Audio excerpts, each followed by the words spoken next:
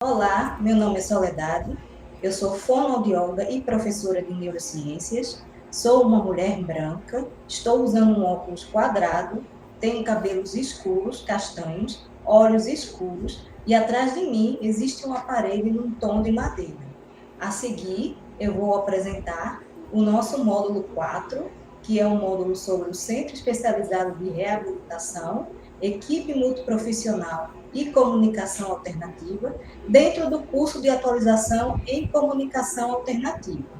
Os slides de apresentação deste curso têm o fundo branco, com a logomarca azul centralizada e vários conectores com símbolos, como, por exemplo, os símbolos de equipes, do SUS, do som, das telas. Então, vamos iniciar agora a nossa videoaula sobre o módulo 4.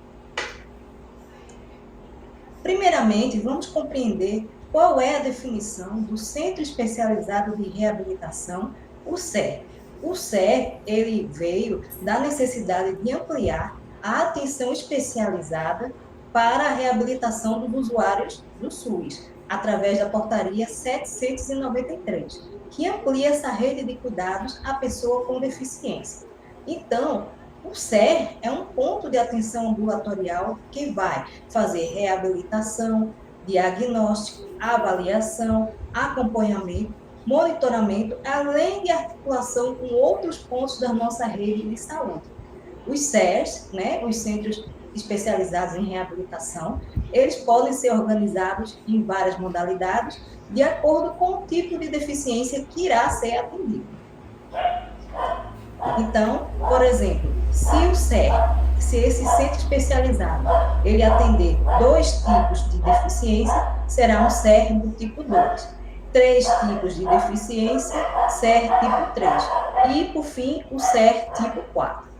E nesses CERs, nesses centros especializados de reabilitação, o usuário, ele é encaminhado. Ele pode ser encaminhado tanto pela atenção primária, como saúde da família, como pela atenção hospitalar, e a partir do momento que ele é admitido no serviço, ele passa por todo um processo para assegurar a sua reabilitação. Dentro do CER, obviamente, nós temos equipes multidisciplinares, que são compostas por várias especialidades profissionais, de profissionais de saúde, que vão ajudar nesse cuidado com o usuário que necessita dessa reabilitação. Minayo, em 2011, já traz uma definição para o trabalho multiprofissional, que é utilizado para descrever o trabalho que é feito a articulação com várias áreas profissionais, tendo como objetivo de solucionar demandas, de solucionar problemas que exigem um conhecimento de vários especialistas, como acontece no processo de reabilitação. A pessoa que necessita de uma reabilitação, seja na deficiência física, visual, intelectual, ela vai precisar de vários profissionais de saúde, como fonoaudiólogos, fisioterapeutas, médicos, terapeutas ocupacionais, enfim, trabalhando em favor do seu processo de cuidado. Então, essas equipes, dentro do CER, elas são formadas de acordo com o projeto terapêutico de cada serviço. Se for um serviço que atenda aos 4 tipos de reabilitação, então a equipe tem que ser pensada de uma forma. Se for um CER do tipo 2, a configuração vai mudar e assim sucessivamente. Mas, dentro do CER, independente da especialidade profissional que cada um tenha, todos os profissionais de saúde vão ter atribuições em comum, como, por exemplo, realizar o acolhimento ao usuário que chega, fazer o processo de avaliação e anamnese, construir um projeto terapêutico singular, fazer atendimentos individuais ou em grupos e também realizar articulações com outros serviços de saúde ou serviços de outras redes que sejam necessários para ampliar essa reabilitação, como, por exemplo, escolas, serviços de assistência social e outras questões que o usuário venha a necessitar durante o seu tratamento. No CER são oferecidos diversos serviços, como a reabilitação em si, serviços para a reabilitação na deficiência auditiva, na deficiência física, na deficiência visual e na deficiência intelectual, incluindo a habilitação de pessoas com transtorno do espectro autista, o TEA. Por exemplo, na deficiência auditiva, o usuário que chegar no CERP com essa modalidade de reabilitação, ele vai passar pela avaliação da audição, que é a avaliação audiológica, pela anamnese, pela seleção de um possível aparelho auditivo, irá receber o aparelho auditivo, terá adaptação e o monitoramento do seu uso. Na deficiência intelectual, então, o sujeito, né, o usuário, será avaliado da mesma forma, serão verificadas suas necessidades, feito um planejamento terapêutico singular do que serão os objetivos da sua reabilitação e terá-se acompanhamento, podendo também receber dispositivos de tecnologia assistiva, né? E, dependendo de suas necessidades de comunicação, entrar também a comunicação alternativa. Da mesma forma para os outros tipos de deficiência. Na deficiência física, né, o SER que for especializado em deficiência física poderá fornecer dispositivos como órteses, próteses e adaptações para que o indivíduo possa ter a melhor inserção, né, a melhor reabilitação possível na sua trajetória, né, de cuidado em saúde. Então, existem, né, diversas categorias profissionais trabalhando nesse atendimento multiprofissional dentro do CER, do Centro Especializado de Reabilitação, e muitas vezes será necessário o uso da tecnologia assistiva ATA. A tecnologia assistiva vai abranger itens, partes de equipamentos ou um equipamento em si, que pode ser modificado, adaptado ou personalizado para melhorar a capacidade funcional de uma pessoa com deficiência. Por exemplo, uma pessoa que sofreu uma lesão grave, que não consegue mais usar a laringe, né, as pregas vocais para se comunicar, ela pode precisar de um vocalizador, que é um tipo de tecnologia assistiva que vai ajudá-la a se comunicar. As bengalas também são dispositivos de tecnologia assistivas, e qualquer dispositivo que auxilie nessa adaptação da pessoa que tem uma deficiência, tanto temporária como permanente. Só que para prescrever os dispositivos de tecnologia assistiva, eles têm que ser feitos de acordo com a metodologia. Então, Manzini e Deliberato, esses autores sistematizaram passo a passo de como escolher e prescrever uma tecnologia assistiva a uma pessoa que necessite dela. Então, existem algumas etapas a serem seguidas nessa prescrição da tecnologia assistiva. Como, por exemplo, entender a situação daquela pessoa. Quais são as necessidades?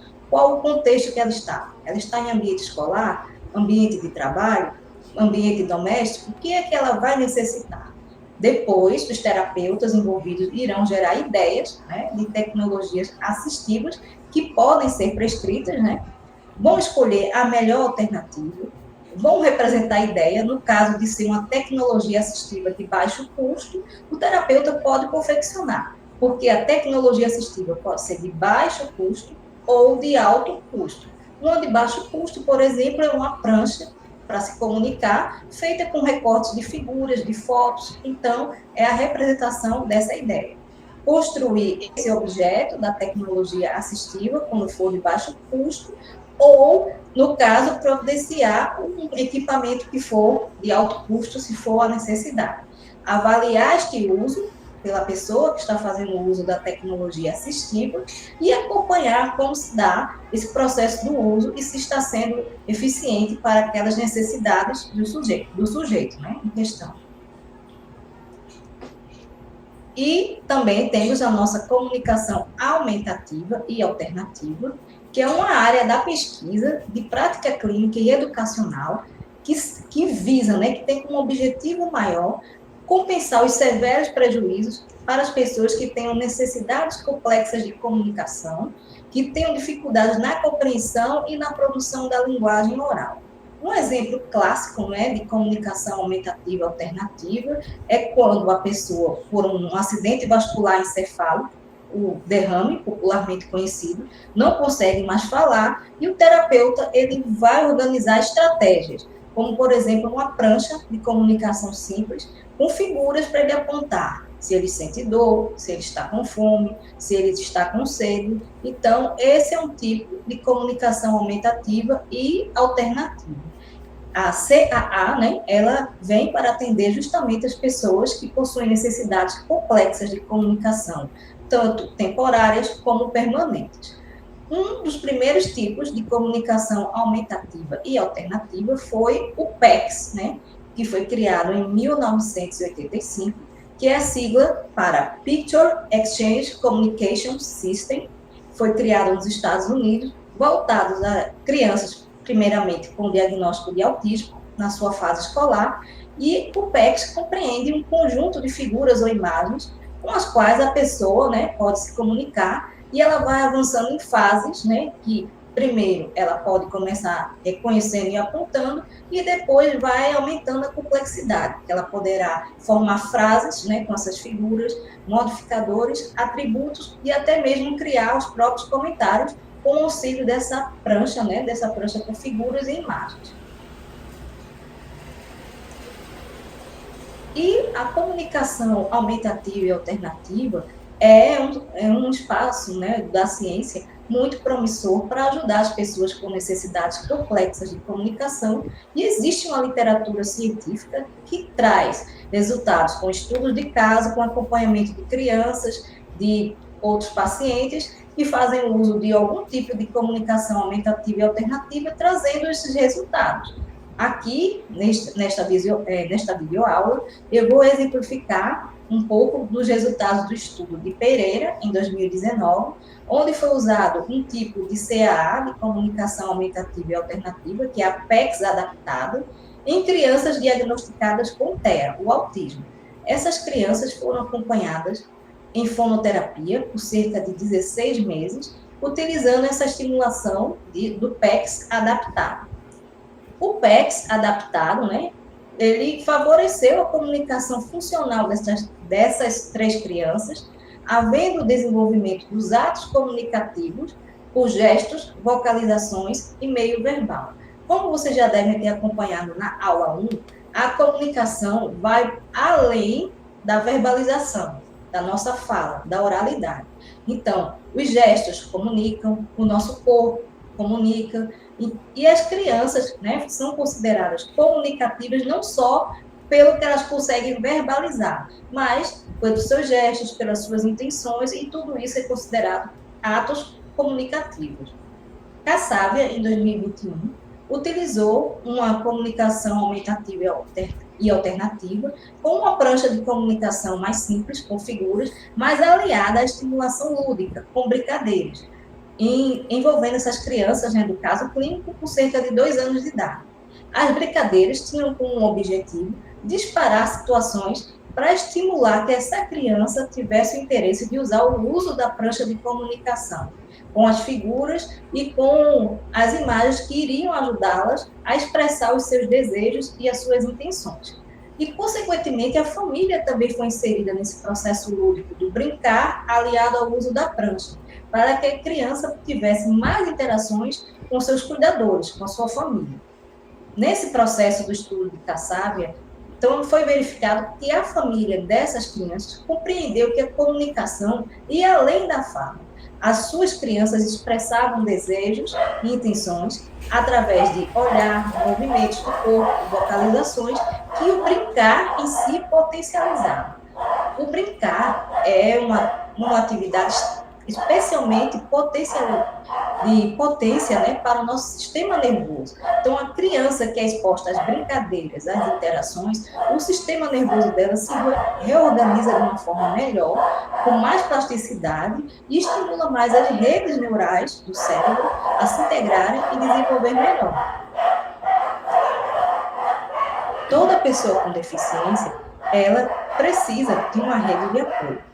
Então, quando nasce uma criança com deficiência em especial, a expectativa dos pais, de certa forma, é confrontada, porque todos os pais, né, as mães, os pais, as famílias, idealizam aquele filho perfeito, né? Filho perfeito muito entre aspas, né? E quando uma criança nasce com qualquer tipo de deficiência, uma condição que exija necessidades especiais, os planos de futuro para essa criança são revistos. Os pais precisam ressignificar a sua experiência de parentalidade e lidar com essa nova situação familiar que é a vinda desta criança. E já é comprovado por estudos na área da psicologia que pessoas com qualquer tipo de deficiência, seja ela visual, física, intelectual, vão enfrentar barreiras que vão dificultar a sua interação social. É uma situação socialmente mais complexa, que a pessoa vai ter que lidar, né? A pessoa com deficiência terá que lidar com pensamentos, emoções, sensações, que irão dificultar o seu convívio social, pode haver sinais e sintomas depressivos, baixa autoestima, e isso culmina em comportamentos crônicos disfuncionais que podem comprometer a saúde mental. Então, a pessoa com deficiência também necessita de uma atenção psicológica com o objetivo de ajudá-la nessa inserção social e lidar, né, com as dificuldades que são inerentes a ter um tipo de deficiência, a ter a melhor adaptação possível a essa realidade. Dentro do CER, né, a equipe multiprofissional irá realizar procedimentos de avaliação para avaliar as necessidades e as capacidades comunicativas das pessoas que têm alguma necessidade complexa de comunicação. Então, alguns métodos, né, avaliativos estão descritos nesse slide, né, de fundo branco, com o texto, que eu vou citar aqui para vocês explicar melhor. O primeiro seria o questionário adaptado de Walter, que foi, né, protocolado no ano 2000, que é composto por 11 questões de múltipla escolha e que são feitas, quando a pessoa não consegue responder, feitas as perguntas diretamente ao seu cuidador, a quem ele acompanha, para poder investigar quais as habilidades comunicativas que essa criança, que essa pessoa tem no ambiente escolar. O segundo teste é um teste bastante utilizado na fonoaudiologia, que é o ABFW, o teste de linguagem infantil, desenvolvido por Andrade e colaboradores no ano de 2004.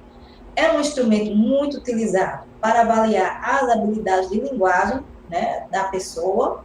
É composto por 4 categorias, que é a fonologia, vocabulário, fluência e pragmática. Mais uma vez, né, se a pessoa, o usuário, né, o paciente não tiver condições de responder, esse teste ele é adaptado e o cuidador que estiver, né, acompanhando, ele ajuda também nesse tipo de avaliação. O outro tipo de avaliação é uma avaliação de linguagem receptiva e expressiva, de Rostmeier e colaboradores, para poder investigar as habilidades pré-linguísticas e comunicação verbal e inicial, em indivíduos que já tenham desenvolvido socialmente a linguagem funcional. Então, para ver as habilidades e qual é a potência de comunicação que indivíduos que já começaram a ter uma linguagem apresentam. E o teste de vocabulário por imagem Peabody, né, é outro método de avaliação, que é conhecido pela sigla TVIP. Teve uma versão original na língua inglesa e no Brasil foi adaptado por Capovilla e colaboradores em 1997. Esse teste TVIP avalia a linguagem receptiva auditiva de crianças a partir de 2 anos e 6 meses. O TVIP é um teste composto por 144 itens, com 4 figuras em cada página. Nesta avaliação, né, a criança, o sujeito, deverá identificar a figura que corresponde àquela indicada pelo examinador. Por exemplo, se o examinador pedir, indique a figura do gato, vamos supor. Aí o sujeito, né, a criança, deverá identificar onde está a figura do gato. E assim, sucessivamente, com 144 itens.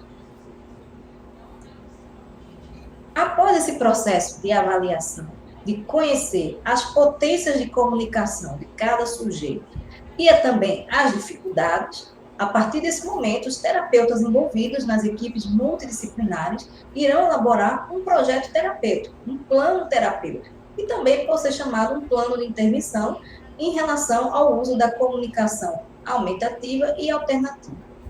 E, a partir do momento em que se constatam as potências e as dificuldades, vai se fazer a escolha por um método de comunicação aumentativa e alternativa, e daí acompanhar, né, o desenvolvimento desse método da aplicação desse método com o sujeito e os resultados. Então, nesse estudo de caso, de Aquino Cavalcanti, em 2022, houve, né, um acompanhamento de 2 crianças com deficiência intelectual e necessidades mais complexas de comunicação, com as dificuldades de comunicação. Então, o que as autoras decidiram? Fazer um plano de intervenção com um recurso de comunicação aumentativa e alternativa de baixo custo, que é a prancha de comunicação, e, aliada a isso, o uso de um aplicativo, de um software chamado Abord, né, que é um uso, foi projetado para ser usado como uma tela, como de um tablet, de um computador. A comunicação aumentativa e alternativa, né, de baixo custo, foi a prancha confeccionada com recortes, né, figuras, cartões, fotos para apontar objetos do dia a dia, alimentos, atividades diárias. E, ao mesmo tempo, foi utilizado o software, o aplicativo Abord, num tablet. E, durante essas intervenções, né, com esse planejamento de intervenção de comunicação aumentativa e alternativa, as crianças demonstraram uma potencialização da sua capacidade de comunicação. Essa comunicação se tornou mais significativa, mais funcional. Elas começaram a tentar se expressar mais através da linguagem oral, saindo mais da comunicação por gestos e pelos movimentos do corpo, né? E elas conseguiram, né, as autoras perceberam que essas crianças conseguiram ter um planejamento melhor e uma tentativa maior de se expressar pela linguagem oral. Esse próximo slide, de fundo branco, ele traz uma amostra da tela do software Abord, que é aquele software que foi planejado para usar no tablet ou no notebook.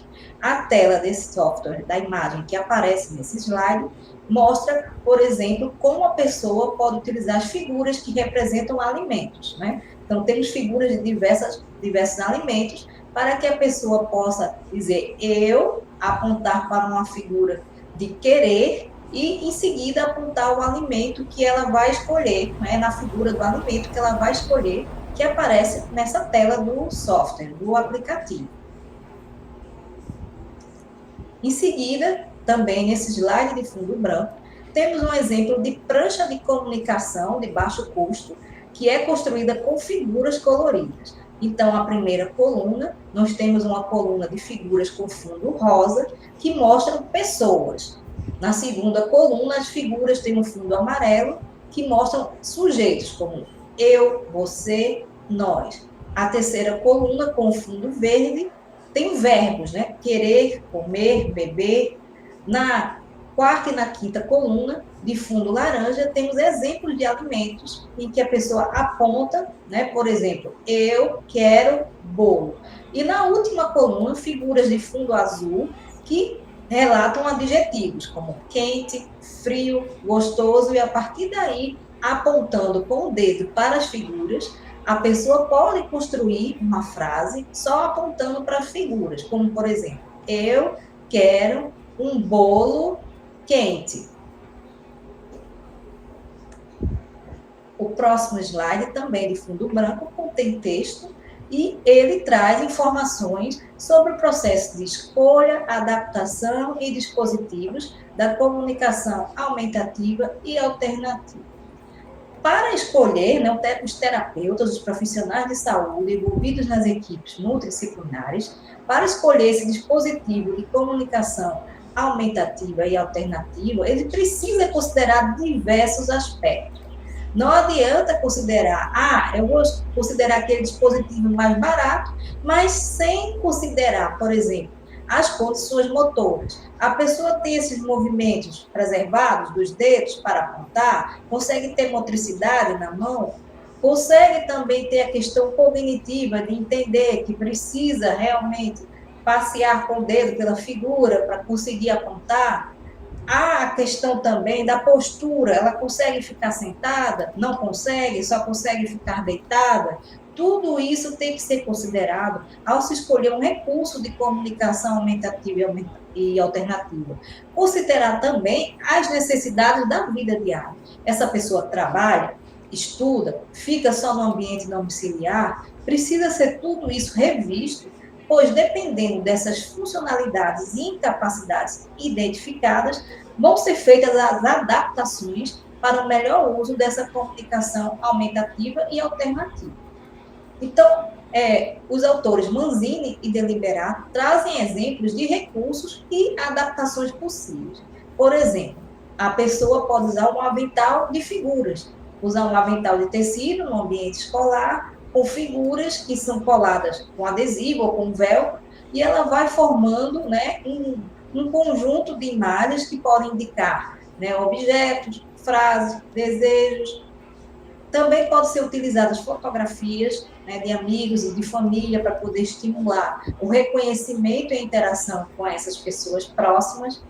Pranchas de comunicação de baixo custo podem ser confeccionadas, como, por exemplo, folhetos de supermercado, se recortam as figuras dos alimentos, dos objetos de limpeza, dos objetos do dia a dia. Pode ser feito com coisas simples, né? Com objetos baratos, rótulos, folhetos do supermercado, que tiver à mão, né? Para pessoas que precisam da carteira escolar e ficar no ambiente escolar, pode ser feita uma prancha fixa para se adaptar nessa carteira escolar, né? E principalmente pessoas que tenham mais dificuldade com esses movimentos das mãos, que tenham movimentos involuntários, a prancha fixa na carteira escolar vai facilitar que ela manuseie as figuras. Pastas ou fichários com figuras que tenham viradores, né, como se fossem uns palitos de picolé na ponta da pasta, que permite que a pessoa com um movimento mais simples consiga virar a página. Na sequência, eu vou apresentar algumas figuras, né, para vocês, para que entendam melhor esses exemplos de adaptações no uso da comunicação aumentativa e alternativa. No slide a seguir, de fundo branco, eu trago uma imagem de um exemplo de um fichário, né, que tem um virador com um palito de picolé na sua ponta da página, que ajuda uma pessoa com deficiência a virar a página do fichário e conseguir ter acesso às figuras para ela apontar e fazer essa comunicação alternativa. Então, são fichários, geralmente de capa preta, com um palito de picolé de madeira na ponta, e com isso a pessoa que tem os movimentos dos dedos mais restritos vai conseguir fazer esse movimento de virar a página do fichário com muito mais facilidade.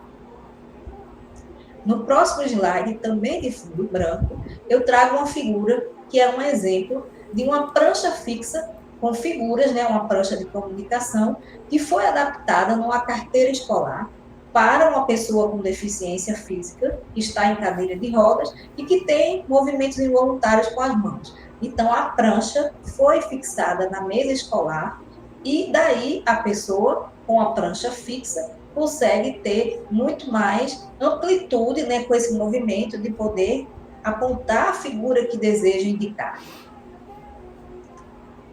O próximo slide, né, tem fundo branco e informação textual, só texto.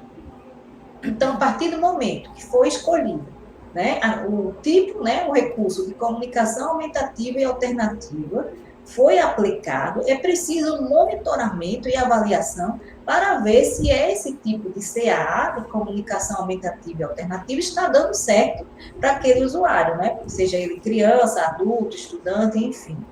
Precisa-se de um monitoramento para avaliar os ganhos, os benefícios e possíveis dificuldades.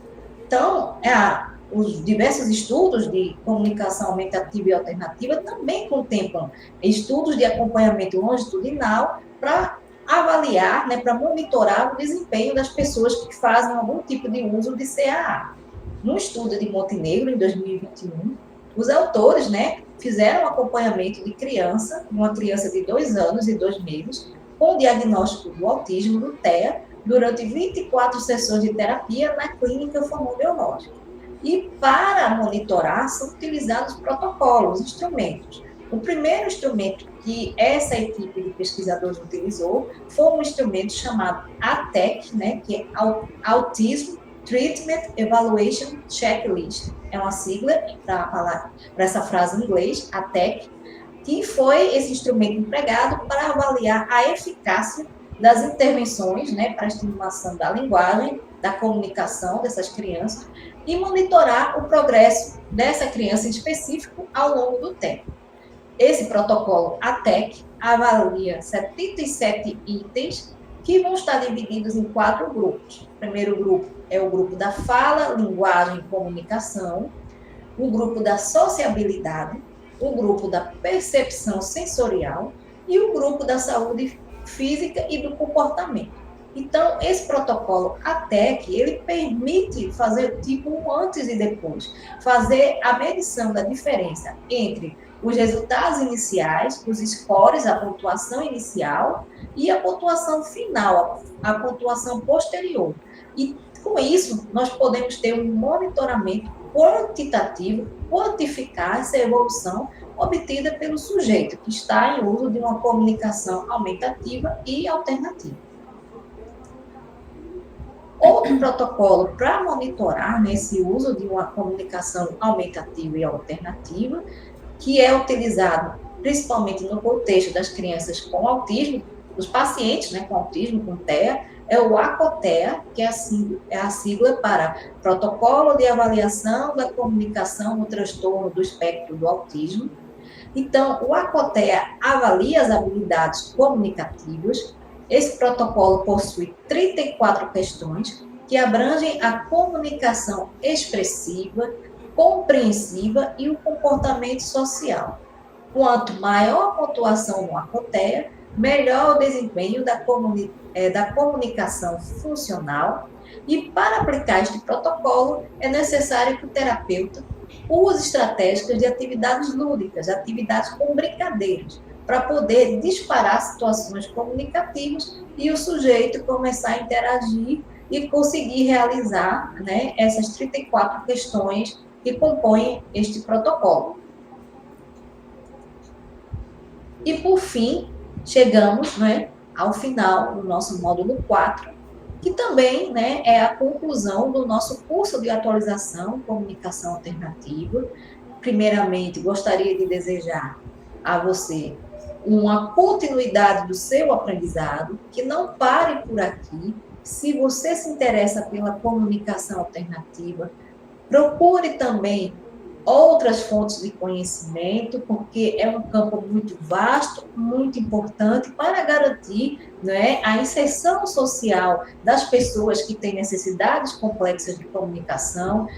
Ficamos felizes aqui de ter acompanhado você nessa jornada e por você ter concluído o curso. E como uma consideração final, eu gostaria de fazer uma reflexão conjunta, uma reflexão conjunta com vocês que estão assistindo essa videoaula, para que as melhores intervenções em relação à potencialização da capacidade de comunicação, para que essas melhores intervenções sejam desenvolvidas, precisamos lembrar da primeira e mais importante etapa de um processo de avaliação. Quando chega uma pessoa com necessidade complexa de comunicação, a etapa mais importante para a gente começar essa avaliação não é qual o protocolo que eu vou usar, qual o método. O primeiro passo mais importante de todos é a escuta.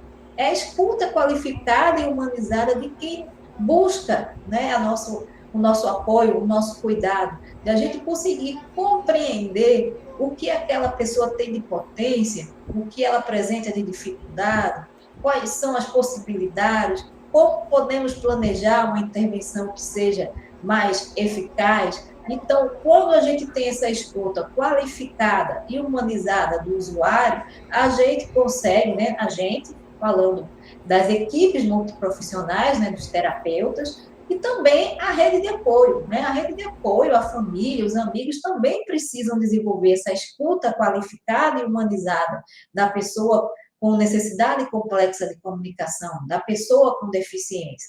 E com isso, com esse acolhimento, a gente consegue potencializar a reabilitação e a habilitação da comunicação dessas pessoas que precisam desse suporte. Então, muito obrigada e prossigam com a leitura do nosso livro, do curso, e a realização dos exercícios de fixação.